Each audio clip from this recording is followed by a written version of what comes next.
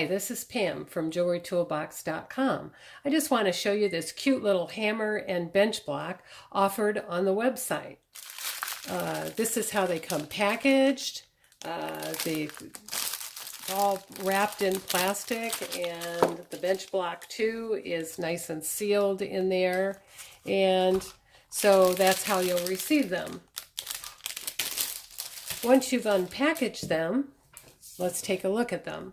The bench block is a pretty heavy little fella. It's only, I think, 2.5 inches square and about 1/2 or 3/4 inches wide. But it weighs almost 2 pounds. It's 21 ounces itself. And so it's a nice heavy little guy. Makes a great paperweight, if nothing else, on your desk.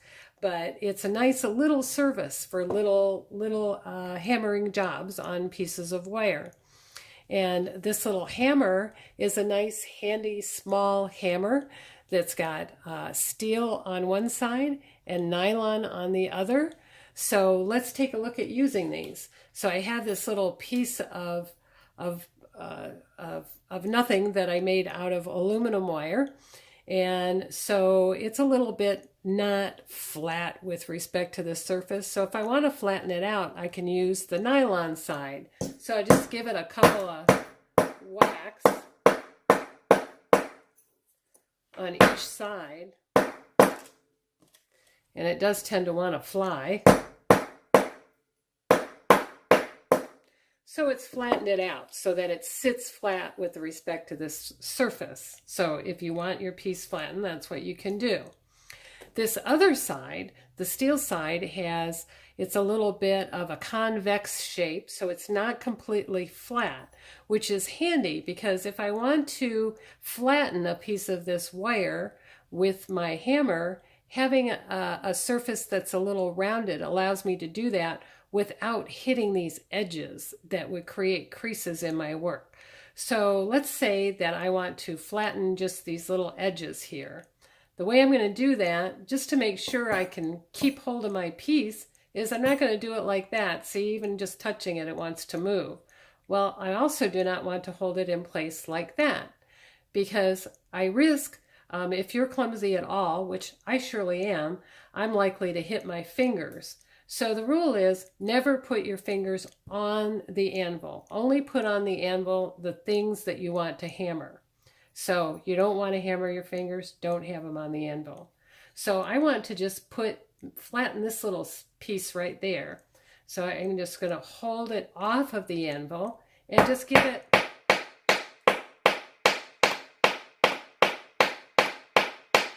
couple of nice hard whacks. And that kind of flattens that piece there. And it gives it a little bit of contour and some shape. And it also hardens it. See, on this side, I can pull apart kind of easy. But over here, it's hardened. So I really want to, especially this aluminum wire is really, really soft. So not only does it harden it, but it gives it a little bit of extra life, having some shape. Now, notice that I just wanted to hammer this little part. Well, if I hammer right here, then on the back, I'm going to crease from the edge of my anvil. So I don't want to do that. Or bench block. I always call them an anvil, which I guess may not be technically correct. But anyway, it's a bench block. So I want to hammer away from this edge, away from my fingers, and so forth. And just that rounded part will keep me from hitting these edges and creating any creases. So we can do that. Now this hammer also comes with a flat head. So it's pretty nifty with the way this hammer works. You just unscrew the head sort of carefully. I know it's going to come apart here. And out comes the round head, and I can put this one in there. So, and just screw that down. I just tried to put it upside down, so I'm just switching it. It's only going to go one way, so you'll see that when you try it. So we have that flat side. And I've used that for things like setting rivets or anything that I want to hammer down. I could even stamp images into some soft wire using this. So that's what that's for when you want to do something like that.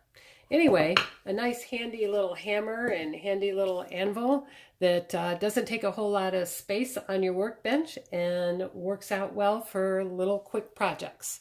So you can get them each on jewelrytoolbox.com or on the Etsy shop, Jewelry Toolbox. Thanks for watching. Bye-bye.